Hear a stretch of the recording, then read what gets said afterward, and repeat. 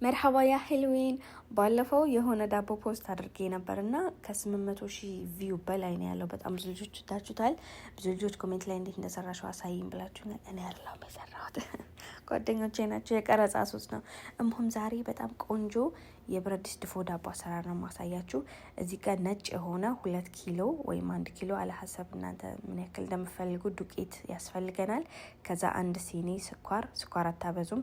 ትንሽዬ ጨው፣ 1 ማንኪያ እርሾ ወይም ካሜራ፣ 1 ትንሽ የማንኪያ ፒኪንግ ፓውደር ታረጉና የዳቦ ስሩ ሚስጥሩ ምንድነው በሉኝ። ዝም ብላችሁ ማሸት። ይሄ ዳቦ አለላቀል 30 ደቂቃ ከዛ በላይ ነው የታሸው። ውሃ ትንሽ ጠብ ይደረጋል፣ ይታሻል።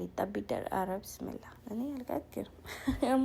ሌላው ደግሞ ሳረሳ የምነግራችሁ ነገር ዘይት አይበዛም። በጣም ትንሽዬ ነው እጃችሁ ላይ የምታደርጉት። ከዛ ኩፍ እንዲል ለ1 ሰዓት ኩፍ እንዲል ካስቀመጥ ነው በኋላ ሁለተኛ ደግሞ ሲቦካ ጥቁር አዝሙድ ይደረግበታል። መጀመሪያ ላይ ጥቁር አዝሙድ አታድርጉ። ለምን? ዱቄቱን በጣም ብዙ ሰዓት ስለሚቦካ ሊያጠቁርባችሁ፣ ከለሩን የሆነ ለየት ሊያደርገው ስለሚችል ማለት ነው። ሁለተኛ ሊጡን መልሳችሁት 1-10 ደቂቃ አረፍ ካለ በኋላ የሰላጣ ቅጠል ልክ እንደምታዩት እዚህ ጋር በዘይት እየተቀባ ብረት ድስቱ ሙሉ ለሙሉ ይደረደርበታል ከታች። ከዛ በኋላ ሊጡ ከላይ ይሆናል። ከዛ ማረግ የምትፈልጉ ከላይ ስፈልጉ ሰሊጥ ስፈልጉ ጥቁር አዝሙድ የምትፈልጉትን ካረጋችሁ በኋላ ብረት ድስቱ ጎኑ ሁሉ በጣም ዘይት መቀባት አለበት። ሳይበዛ ዘይት ግን እንዳይዝባችሁ ማለት ነው። ከዛ በኋላ አለ የለም በምትሉት ቅጠላ ቅጠል በተረፈው ሙሉ ለሙሉ ይሸፈናል። ብረት ድስቱ ክዳኑ ዘይት ይቀባል። ከዛ ይዘጋል።